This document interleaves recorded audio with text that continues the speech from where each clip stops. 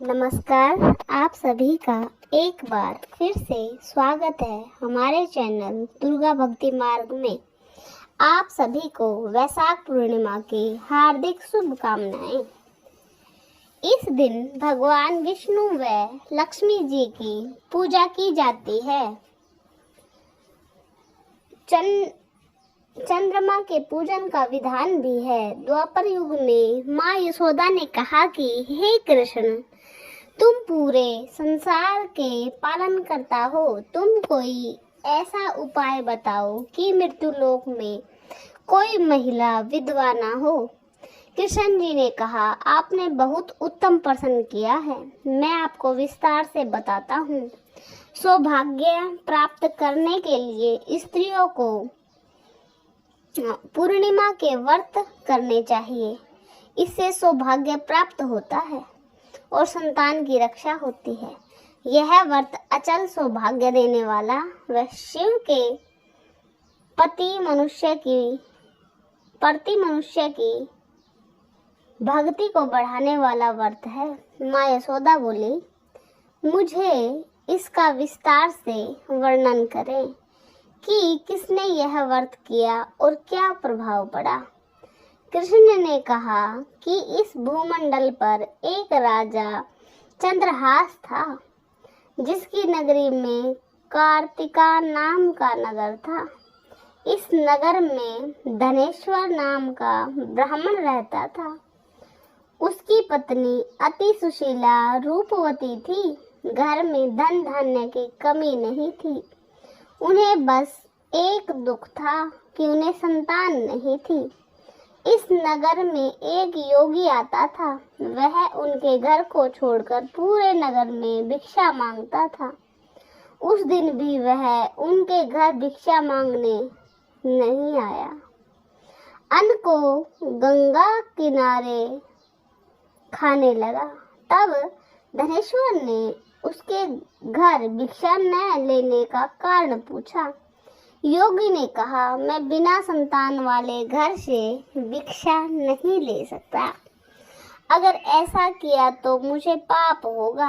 इतना सुनकर धनेश्वर उसके पैरों में गिर पड़ा और कहा, अगर ऐसा है तो आप ही कोई उपाय बताइए जिनसे मुझे पुत्र की प्राप्ति हो। आप मुझ पर कृपया करें, धन की कोई कमी नहीं है। आप मुझ पर कृपया करें। ऐसा सुनकर योगी बोला, तुम चंडी देवी की पूजा करो, तुम्हें पुत्र की प्राप्ति होगी। फिर धनेश्वर घर चला गया और रूपवती को सारी बात बताई। उसके बाद वह चंडी माँ की आराधना में लग गया। उसकी पूजा से प्रसन्न होकर माँ चंडी ने कहा, तुम्हें पुत्र की प्राप्ति होगी, लेकिन 16 वर्ष की आयु में वह मृत्यु को प्राप्त होगा। यदि तुम दोनों स्त्री पुरुष 32 पूर्णिमा शिव का व्रत करोगे तो तुम्हारे पुत्र की दीर्घायु होगी। जितनी तुम्हारी सामर्थ हो आटे के दिए बनाकर पूजा करना, लेकिन पूर्णवासी तक 32 दिए हो जाने चाहिए। और प्रातःकाल एक आम का वृक्ष दिखाई देगा, तुम वहां से आम का फल ले आना और ऋतु स्नान के बाद भगवान शिव का नाम लेकर तुम्हारी स्त्री फल खा लेगी और गर्भ ठहर जाएगा। जब ब्राह्मण प्रातःकाल उठा तब उसने आम का पेड़ देखा। उस पर सुंदर आम का फल लगा हुआ था। वह उस पर चढ़कर आम तोड़ने लगा, लेकिन वह आम नहीं तोड़ पाया। फिर उसने गणेश जी की वंदना की और आम तोड़ने में सफल हुआ। उसकी स्त्री ने फल खाया और वह गर्भवती हुई और पुत्र की प्राप्ति हुई। उसका नाम देवीदास रखा। अब ब्राह्मण और स्त्री ने पूर्णिमा का व्रत आरंभ किया, जिससे बालक की दीर्घायु हो गई। 16वां वर्ष लगते ही बच्चे की चिंता शुरू हो गई। कभी बच्चों की मृत्यु हो जाए, इसलिए उन्होंने देवीदास के मामा को बुलाया और कहा कि तुम इसे पढ़ने के लिए काशी ले जाओ और उसे कभी अकेला मत छोड़ना। मृत्यु की बात मामा को पता नहीं थी।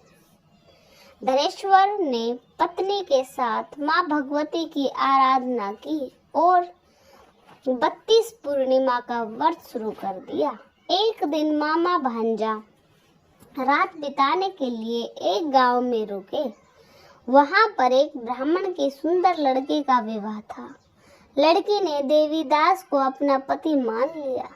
देवीदास ने उसे मना कर दिया और कहा, देवी जी, मेरी तो अल्प आयु है। इस पर वो कन्या बोली, जितनी आयु आपकी है उतनी मेरी होगी।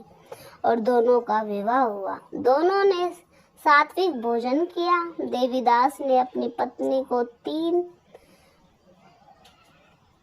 नगों की अंगूठी व रुमाल दिया और कहा कि मेरा जीवन व मरण देखने के लिए पुष्प वर्तिका बना लो।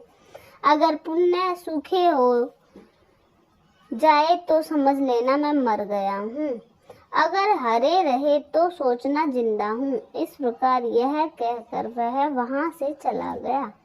एक दिन एक सांप देवीदास को काटने आया, लेकिन व्रत की वजह से डस न सका। उसके बाद काल वहां आया और उसके प्राण लेने लगा। देवीदास मूर्छित होकर गिर गया। यह देख माता पार्वती ने शिव को कहा कि महाराज, इसकी माँ ने पहले ही 32 पूर्णिमा के व्रत किए हैं, इसे प्राणदान दीजिए। और काल को पीछे हटाना पड़ा। देवीदास सचेत होकर बैठ गया। दूसरी ओर उसकी पत्नी ने देखा कि वर्तिका हरी भरी हो गई है और वह बहुत प्रसन्न हो गई। उसने अपने पिता से कहा, मेरा पति जीवित है, आप उसे छू कर देखिए। उधर देवीदास 16 वर्ष का होने पर अपने मामा के साथ काशी से वापस लौटने लगे। तभी लड़के के पिता को रास्ते में मिल गया। वह उसे अपने नगर में ले गया। नगर निवासी वहां एकत्रित हो गए। उन्होंने निश्चित किया कि कन्या ने लड़के से विवाह किया है। कुछ दिन बाद दोनों को वहां से विदा किया। वे जब अपने गांव पहुंचे तो गांव वालों ने बताया कि देवीदास अपनी पत्नी और मामा के साथ घर आ रहा है। उसके माँ बाप बहुत खुश हुए। वे उत्सव मनाने लगे। तब भगवान कृष्ण ने कहा, धनेश्वर 32 पूर्णिमा के व्रत के कारण पुत्रवान हुआ। जो भी ये व्रत करते हैं वे जन्म जन्म की विपत्तियों से मुक्त हो जाते हैं। तो कैसी लगी आपको वैशाख पूर्णिमा की ये कथा? कमेंट में जरूर बताएं। धन्यवाद।